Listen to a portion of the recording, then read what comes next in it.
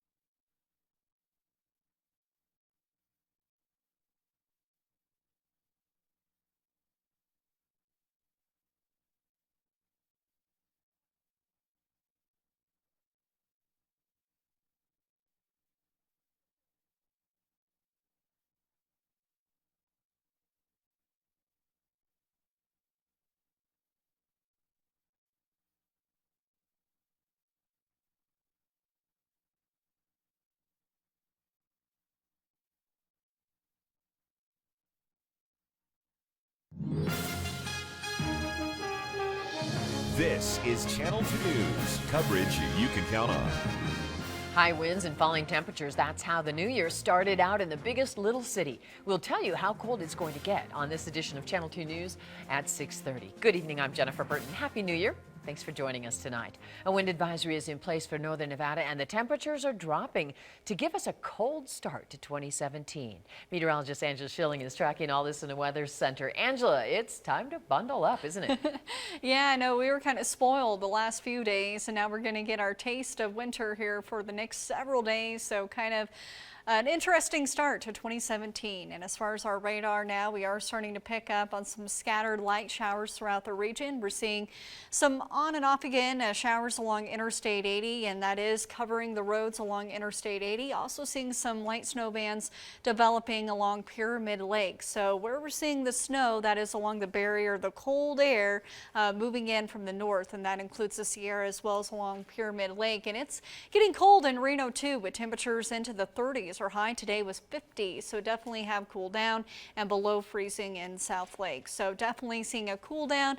Factor in the wind, it feels even colder. These are sustained winds, anywhere between about 10 to 25 miles per hour, gusts in the 30s and 40s. It was breezy this afternoon, and it will stay breezy for the next few hours. And speaking of, we do have a wind advisory in place for the Truckee Meadows. That's anyone here in that teal color, and it goes through 7 p.m. Once we get past the wind, we'll be dealing with the snow. We're already seeing the snow fly, though, in the Sierra, and this goes through Tuesday morning. Some of the snow could be heavy at times in the mountains. Here's a look at Castle Peak. You can definitely see some snow-covered roadways. The snow is pretty light in nature, but definitely starting to accumulate over the pass, and we'll start to see some light snow down to the valley floor by around 9, 10 o'clock tonight. So that could make for a slick commute, and that's just system number one of a full look at your forecast coming up here in just a few minutes. Thanks, Angela. A fire at a duplex in Zephyr Cove has displaced 4 adults and 2 children. The Tahoe Douglas Fire Protection District received a call around 8 p.m. for the heavily involved structure fire in the Round Hill neighborhood. No one was home, but 3 family pets succumbed to the smoke. Crews were able to knock down the fire in about 20 minutes. The residents displaced by the fire have been assisted by the Red Cross. Investigators are still looking into what caused the fire to break out. Turning to Crime Beat now, one person is hospitalized after an attempted robbery at a Reno motel. Officers were called to the America's Best Value Inn on East 7th Street just after 6 last night on a report of a battery with a deadly weapon. The suspect in the robbery, identified as 31-year-old Ryan Anderson, was the person shot. He was taken to Renown with non-life-threatening injuries. Police say Anderson allegedly held a female at gunpoint with the intent of robbing her boyfriend. During a struggle between Anderson and the boyfriend, Anderson was shot in the leg. He'll be booked on kidnapping and attempted robbery charges. A Reno man has been hospitalized after a shooting early this morning. The Reno Police Department received a call around 4 a.m. from the Shop and Go gas station on Moana Lane. A victim had entered the convenience store, bleeding from multiple gunshot wounds. He was transported to Renown with non-life-threatening injuries. Investigators say the shooting happened on the 800 block of Gentry Way at the Shade Tree Village Mobile Home Park. Witnesses tell police they saw a white Toyota Corolla and a dark-colored Dodge Caravan leaving the scene after the shooting. Police are still trying to figure out if those vehicles are related to the crime. And Secret Witness is offering a $500 reward for information about this suspect. He's wanted in connection with a vehicle burglary and attempted vehicle theft at the Western Village Casino in Sparks on December 23rd. The suspect was unsuccessful in stealing the vehicle, but did steal several items and damage the vehicle. Anyone with information about the two shootings or this vehicle burglary should call Secret Witness. That number is 322-4900. The Reno Police Department says one man has been arrested after a stabbing late Saturday night. Officers were called out to St. Mary's on the report of a victim with stab wounds. The victim was transported to Renown for surgery, but the injuries are not life-threatening.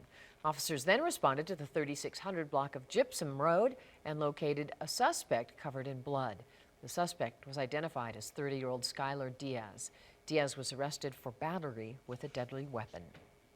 And last night, tens of thousands of people flocked to downtown Reno to ring in the new year. Police were on the lookout for drunk drivers. Ryan Candidate shows us how police are catching the drivers who put themselves and others in danger. Pyramid McCarran. You'll typically find Officer Dave Holtz making traffic stops on his motorcycle. But to make room for me and my cameraman this New Year's weekend, he showed us how he spots drunk drivers in one of his bigger rigs. When I'm driving, something will grab my attention. Somebody not maintaining their lane. You know, they'll drive over the center line, or they'll be driving on the line over here to the left side. A vehicle without headlights on when they should be. Those are all signs that, hey, I need to talk to these people. But he says it's not always a clear indicator. And in fact, he says many drunk drivers will make it home without ever being pulled over by police. While he says it's good that these people make it home safely, it's scary to think what could happen. A lot of these people are way past the limit, and they're out there, and it scares me because my family lives here. I don't want these people on the road when my family's out there. So he says to keep a safe eye on where the perpetrators may be, he goes to some of the problem areas of Sparks where DUI citations are more prone to happen. And it may not be where you expect. When you think New Year's and DUIs, you may think it's quite common for people to get busted in downtown. But as the Sparks Police Department shows us, it's quite often that they're finding drunk drivers on the long roadways home, going away from the city. Vista's a very open road. There's not too many lights to slow people down. There's 2 lanes, so there's a lot of room for them to drive. A lot of folks live out here, so they will drive home from downtown Reno. I mean, we've caught them many times driving home from downtown Reno, extremely intoxicated. In our short time with Officer Holtz, he didn't issue any DUIs, but he did pull someone over along Pyramid Highway for speeding in a construction zone. The reason I stopped you, it's a 35-mile-an-hour construction zone back there, and you're at 64. He says while intoxicated driving may have been the big focus for law enforcement this New Year's, they still have to be on the lookout for any kind of traffic violation to ensure that the roads stay safe. Sparks Police wants to remind drivers that it's not just the holidays or New Year's when they're looking for drivers under the influence. 0 fatalities is the goal for 2017, and there's 0 tolerance for drunk driving. Covering the story, Ryan Canaday, Channel 2 News. It's also a good reminder for drivers that smoking marijuana and getting behind the wheel is also against the law. Recreational marijuana became legal in the state of Nevada today, but driving while high can get you a DUI. And the Reno Police Department says there were no major incidents in downtown Reno during the New Year's celebrations. However, several arrests were made. In total, 13 people were arrested. 10 of those arrests were for DUIs. 1 was for indecent exposure, 1 was for urinating in public, and 1 was for battery. Reno police say overall the crowds were extremely positive. Still to come on Channel 2 News at 6:30, we'll take you to Eureka, where young residents are working to preserve historic buildings and freshen up the town's beautiful Main Street. That's tonight's Nevada Backroads. You're watching Channel 2 News at 6:30 with Jennifer Burton, Dallas Kalogny on sports, and meteorologist Angela Schilling with your Pinpoint 2 forecast.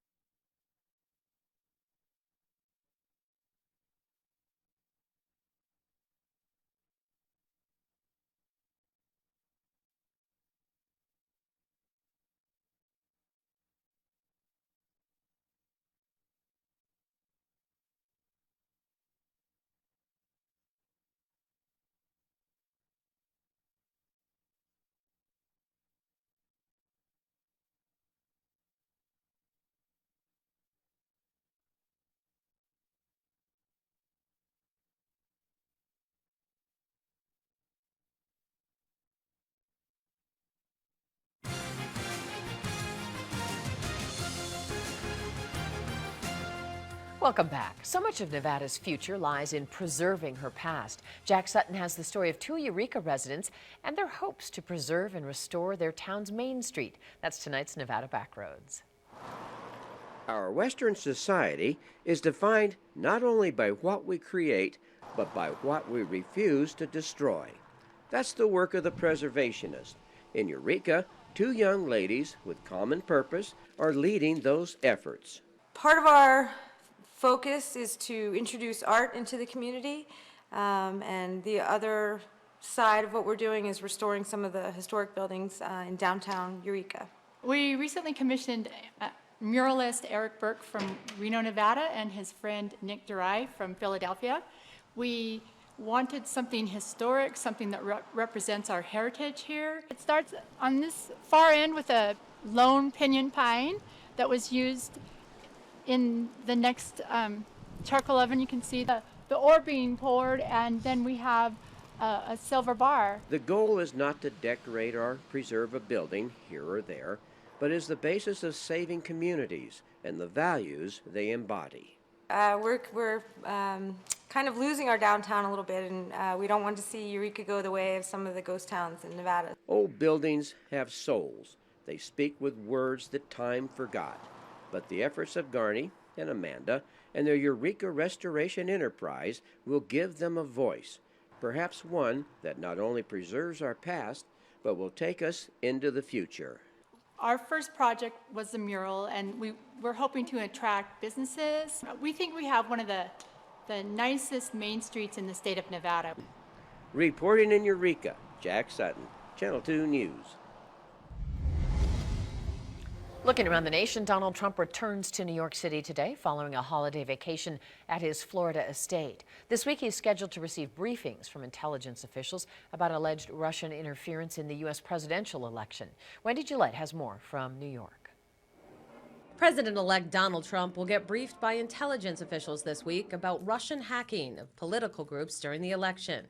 The man he's picked to be his White House press secretary suggested Sunday that sanctions levied by President Obama against Russian intelligence agencies and other individuals last week may have been unfair. I think one of the questions that we have is why the magnitude of this. When you look at 35 people being expelled, 2 sites being closed down, the question is that response in proportion to the actions taken? Mr. Trump says he's still not convinced Russia is behind the attacks, even though that's what intelligence agencies say they found. Well, I just want them to be sure, because it's a pretty serious charge, and I want them to be sure. And if you look at the weapons of mass destruction, that was a disaster, and they were wrong. The State Department says the several dozen Russian diplomats who were expelled as a result of the sanctions have left the country, along with their family members. Republican John McCain will hold a Senate hearing Thursday on the hacking. We will strongly urge our colleagues to enact more meaningful and stronger sanctions against Russia because of their attack on the United States of America. Mr. Trump says he'll disclose information about the Russian hacking later this week. In New York, Wendy Gillette, Channel 2 News. Hollywood's iconic sign looked a little different today. Check this out. Someone adjusted the 2-letter O's near the end of the sign to make them look like E's, spelling out Hollyweed. Los Angeles police say it happened sometime between midnight and 2 a.m. Officers say the vandal apparently used tarps to change the letters. California voters approved Proposition 64 in November, which legalized the use of recreational marijuana. And I am expecting several systems to move through here, and we are expecting snow down to the valley floor here beginning tonight. A stronger storm on Tuesday. Forecast coming up.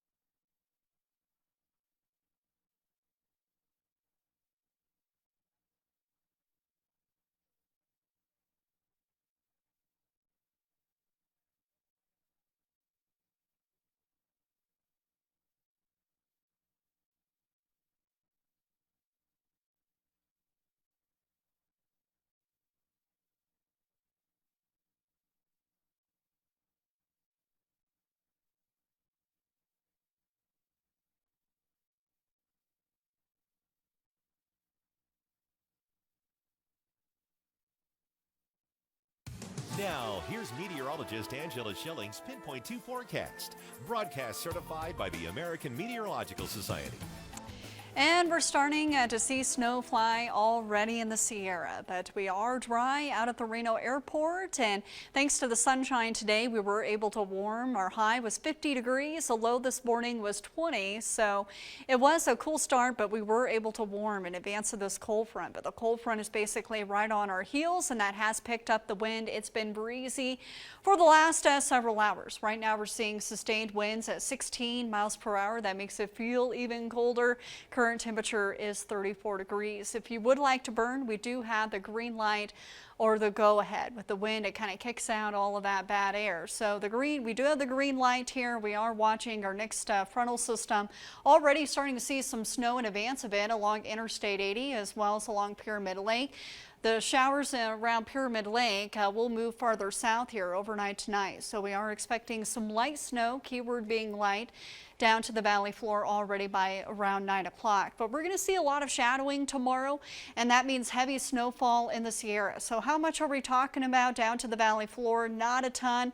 This model is only showing about 0.2 by tomorrow afternoon, and then by Tuesday afternoon we'll pick up a little bit more. We're expecting more snowfall throughout Tuesday afternoon into Wednesday morning, but this clock goes through 6 p.m. and expecting right around an inch or so out at the Reno airport, higher amounts in our north valleys as well as down to Carson City and the Carson Range, and then in the Sierra, at least a foot of snow there. So going to see a lot of shadowing here over the next couple of days. So plan accordingly. If you do have to make it over the hill, it's going to be a rough go overnight tonight into tomorrow morning, and even some light snow down to the valley floor overnight tonight. The cold air is already moving through. Temperatures tonight will drop down into the teens to the lower 20s, struggling to warm in the afternoon. It's going to be breezy tomorrow too, so there will be a wind chill making it feel even colder. Afternoon highs for Lovelock will be in the upper 30s, as well as into Fallon with a high of 38 degrees. So colder air up to the north. As far as into Virginia City, high of 29. We'll make it up to 36 in Reno, overnight low of 26 degrees. Already start to see some light snow overnight tonight. Neighborhood temperatures will be in the mid-20s. Tonight with the snowfall, it's going to be less than an inch, but it doesn't take much to make the roadway slick. And with us in the freezer, still be slicking spots for your Monday morning commute. Back to work after the holiday. Tomorrow out of Lake Tahoe, high of 28 degrees. Some of the snow there could be heavy at times. Also expecting blowing snow, so visibility will be low.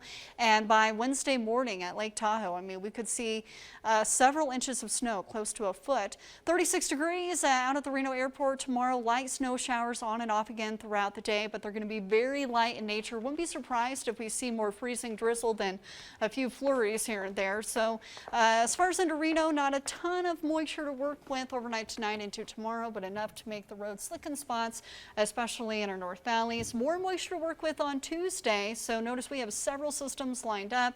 Not expecting a ton of snow down to the valley floor, but nice snow for the mountains. Yeah, great for skiing. Yeah, I know. We definitely need it. You know, when I flew in and everything, I mean, there's too much brown. We need more snow. We do. Thanks, Angela. Coming up in sports, Nevada alum Virgil Green and the Broncos were looking to stop the Raiders from winning the division today. Garrett has all your highlights next.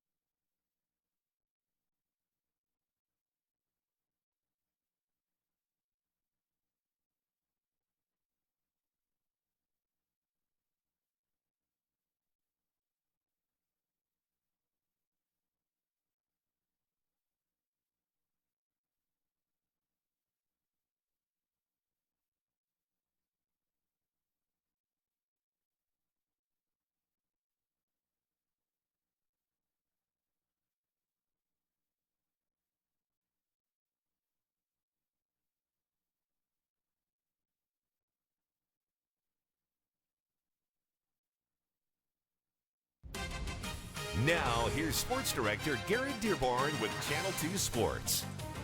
Well, the Oakland Raiders were in Denver this afternoon looking to clinch an AFC West title and the 2 seed to the playoffs. News broke earlier today that Broncos head coach Gary Kubiak is stepping down due to health reasons. His team played pretty inspired. 10-0 Broncos in the second with Derek Carr out, obviously, for the season. Matt McGloin in, and this is more quarterback problems for the Raiders. McGloin hit hard by Jared Crick, suffers a shoulder injury, did not return. Connor Cook finishes things out, up 17-zip.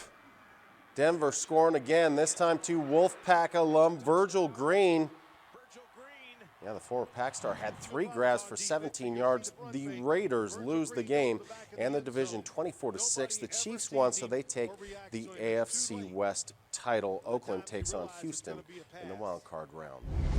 Well, the Niners started off the day learning that GM Trent Baalke was fired, and they were wrapping up the season with the Seahawks. Fourth quarter, 25-16 Hawks, and yeah, it's the former Pac star Colin Kaepernick looking and finding Garrett Selleck for the touchdown. Cap was 17-22 for 215 yards, had 16 yards rushing. The Niners lose 25-23 to finish 2-14 on the season.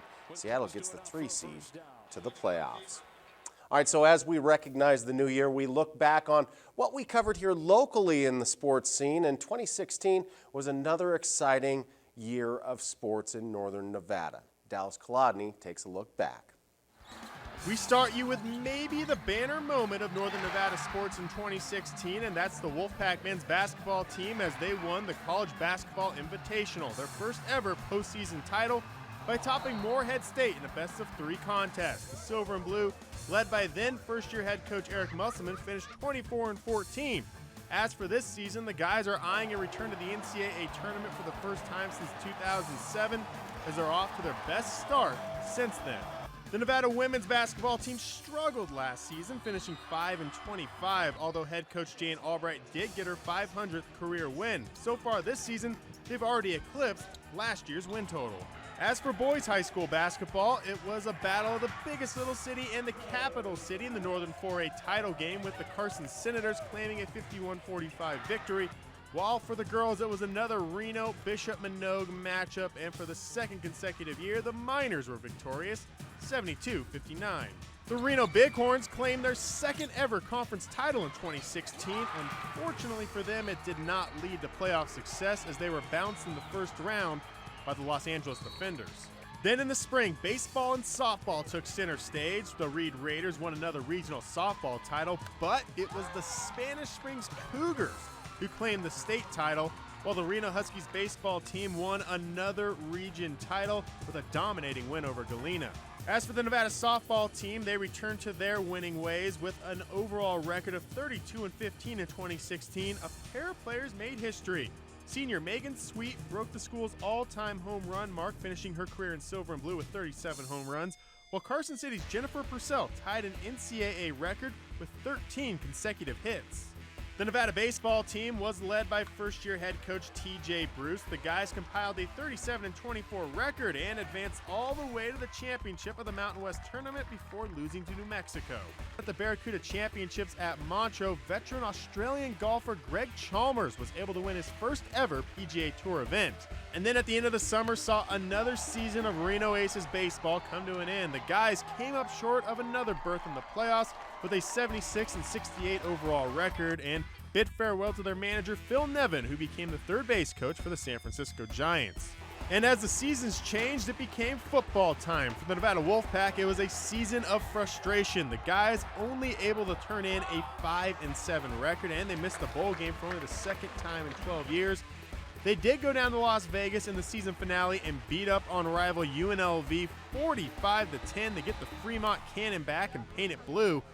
However, it wasn't enough for Brian Polian to keep his job, as he was fired after 4 seasons as head coach. And a few weeks later, the school announced Jay Norvell as the 26th head football coach of the Nevada Wolfpack. And finally, for high school football, it was arguably the biggest surprise of the season as the DeMonte Ranch Mustangs ended the Reed Raiders' dominance in the Northern 4A. The Raiders had won 5 straight region titles and held a 31-7 lead at the half of the regional title game. But the Monte Ranch stormed back and won the Northern 4A title, their first ever, 49-45. So that will do it for your look back at 2016 in Northern Nevada sports, and we can't wait to see what 2017 has in store. But for now, Dallas Kolodny, Channel 2 Sports. Quick note, Chip Kelly fired. ESPN's reporting that right now as Niners head coach. Rebuilding, I guess. Yep. All right, thanks, Garrett. We'll be right back. Stay with us.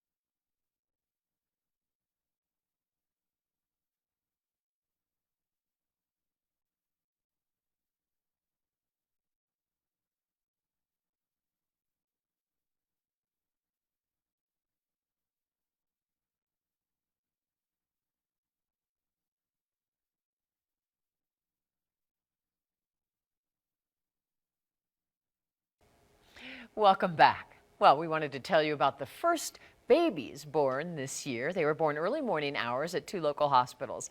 Ashley Knight gave birth to baby girl Audrey Dahl Knight at 5:31 this morning. She's sweet. She weighed 7 pounds, 14.6 ounces, and was the first 2017 birth at Renown's Children's Hospital. Baby Audrey is welcomed to the world by parents Ashley and Hiram Knight and 4 big brothers, ages 8, 5, 3, and 18 months. They get their hands full. But the area's first baby of 2017 was born at St. Mary's Regional Medical Center.